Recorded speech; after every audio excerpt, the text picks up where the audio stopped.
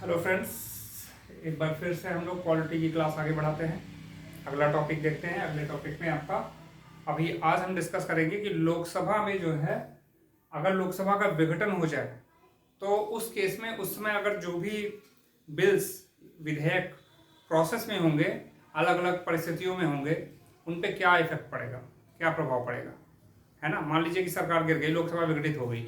अब कोई बिल जो है लोकसभा में होगा, कोई राज्यसभा में लटका हुआ होगा, कोई राष्ट्रपति के पास होगा, कोई इनिशिएट हुआ होगा। तो अलग अलग स्टेज में जो बिल्स होंगे उन पे प्रभाव क्या पड़ने वाला है, क्या वो सारे खत्म हो जाएंगे या फिर वो कंटिन्यू होंगे। इन सब चीज़ों पे कौन सी वो परिस्थितियां हैं, कौन से वो सिचुएशंस होंगी जिसपे बिल समाप्त होगा या फिर कंटिन्यू होगा, समाप्त नहीं होगा। ठीक है, तो लोकसभा के विघटन से विधेयक पर प्रभाव, एक कंडीशन है समाप्त हो जाएगा, दूसरा कंडीशन है समाप्त नहीं होगा। ठीक है, किस कंडीशन में समाप्त हो जाएगा उनके बारे में हम देख लेते हैं। देखिए 1 नंबर 2 3, यहाँ 3 ऐसी कंडीशंस हैं या 3 ऐसी स्टेजेस हैं बिल्स की, जिस केस में अगर लोकसभा विघटित होगी तो वो बिल समाप्त हो जाएगा, अगर वो बिल इन स्टेजेस में होगा तो। ठीक है, तो आई होप कि आपको दिख रहा होगा साफ साफ। थोड़ा सा मैंने जगह कम है इसलिए इसको छोटा बनाया, तो आप जूम करके भी देख सकते हैं और मुझे लगता है क्लियर होगा। तो समाप्त हो जाएगा, ये कंडीशन कौन कौन सी है। पहली कंडीशन, कोई बिल है जो कि लोकसभा में प्रस्ताव किया गया, उसका लोकसभा में लाया गया और वो लोकसभा में लंबित है, विचाराधीन है, मतलब अभी उस पर डिस्कशन चल रहा है या कोई विचार किया जा रहा है, लोकसभा में ही लाया गया है वो। ठीक है, तो पहली कंडीशन तो ये हो गई कि लोकसभा में लंबित है, लोकसभा में लाया गया, उसी में विचाराधीन है, लंबित है, अभी आगे दूसरे सदन में नहीं भेजा गया। तो एक कंडीशन ये हो गई, जस्ट इनिशिएट, पहली स्टेज। ठीक है, इस केस में क्या होगा, बिल समाप्त हो जाएगा। अगर लोकसभा विघटित हो गई और कोई बिल इस स्टेज में होगा तो वो बिल समाप्त हो जाएगा, खत्म हो जाएगा। दूसरी कंडीशन, कोई बिल राज्यसभा से पारित हो गया है। ठीक है, मान लीजिए कोई बिल राज्यसभा से पारित हो गया है और लोकसभा में विचाराधीन है। इसका मतलब ये हुआ कि कोई ऐसा बिल जो राज्यसभा में लाया गया होगा और वहां से पारित करके राज्यसभा ने लोकसभा में भेज दिया, तो लोकसभा में अगर वो रखा हुआ है, विचाराधीन है, उस पर चर्चा चल रही है, डिस्कशन हो रहे हैं या कुछ भी उसमें प्रक्रिया कोई चल रही है, तो ऐसा बिल भी समाप्त हो जाएगा। दूसरी कंडीशन हो गई, लोकसभा से पारित, राज्यसभा से पारित, लोकसभा को भेजा गया और लोकसभा में विचाराधीन, ऐसा बिल पारित हो जाएगा, ऐसा बिल समाप्त हो जाएगा। ठीक है, अगली कंडीशन है इसका जस्ट रिवर्स, लोकसभा से पारित करके राज्यसभा में भेजा गया और राज्यसभा में विचाराधीन कोई बिल।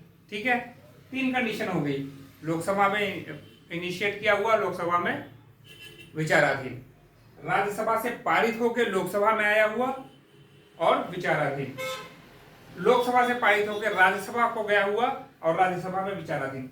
ये तीनों कंडीशन में बिल जो है समाप्त हो जाएगा। ठीक है, आप इसको ध्यान से देखेंगे तो आप अच्छी तरीके से इसको समझ पाएंगे कि ऐसा क्यों हो रहा है। ठीक है, ये बिल की पहली स्टेज है।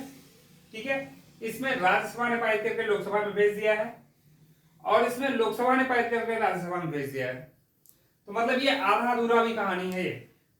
ठीक है, इनिशियल फेज है या फिर आधी अधूरी कहानी है, एक सदन में विचाराधीन ही है। तो इन तीनों केसेस में बिल जो है समाप्त हो जाएगा अगर लोकसभा विघटित हो गई तो। किस केस में समाप्त नहीं होगा वो देख लेते हैं। ठीक है, पहली कंडीशन, राज्यसभा में लाया गया और वहीं पे अभी उस पर डिस्कशन हो रहा है, मतलब first stage, initial stage, Rajya Sabha में लाया गया और विचाराधीन। ठीक है, क्योंकि लोकसभा विघटित हो रही है ना। देखिए यही सेम केस यहां पे भी है, यहां लोकसभा में लाया गया और विचाराधीन, यहां राज्यसभा में लाया गया विचाराधीन, लेकिन ये क्या है, ये समाप्त हो जाएगा, लेकिन ये समाप्त नहीं होगा क्योंकि हम लोकसभा के विघटन की बात कर रहे हैं, लोकसभा के परिप्रेक्ष्य में बात कर रहे हैं, उसके रेफरेंस में बात कर रहे हैं। तो लोकसभा में ही अगर कोई बिल लाया गया है तो वो तो समाप्त हो जाएगा अगर वहीं पे इनिशियल स्टेज में है तो। लेकिन राज्यसभा में अगर कोई बिल लाया गया है, जस्ट इनिशियल स्टेज में है, राज्यसभा में लाया गया है, वहीं पे विचार चल रहा है, तो ऐसा बिल समाप्त नहीं होगा लोकसभा के विघटित होने पे, क्योंकि ये तो लोग अभी राज्यसभा में लाया गया है, ये कंटिन्यू होगा। नई सरकार बनेगी, नई लोकसभा आएगी, और ये अगर ये राज्यसभा पारित करके लोकसभा में भेजती है तो ये फिर आगे कंटिन्यू होगा, जैसे एक नॉर्मल बिल आगे प्रोसेस होता है। ठीक है।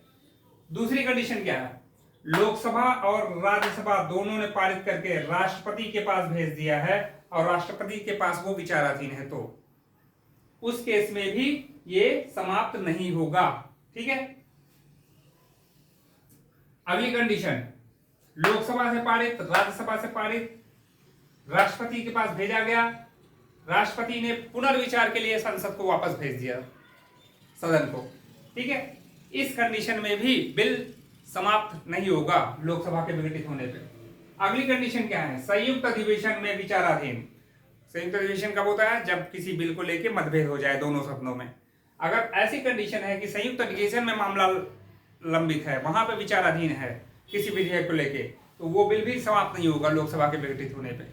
तो बहुत इंपॉर्टेंट है, काफी इंटरेस्टिंग है, आप इसको समझ लीजिए और इसको जो है आप अच्छे से याद भी कर सकते हैं, और सबके पीछे लॉजिक है, अगर आप समझोगे तो आपको पता चल जाएगा। लोकसभा के विघटन के रेफरेंस में हम ये सारी बात कर रहे हैं। एक कंडीशन है समाप्त होगा, दूसरी है समाप्त नहीं होगा। इसकी 4 कंडीशन है, समाप्त हो जाएगा, इसकी 3 कंडीशन है विधेयक की।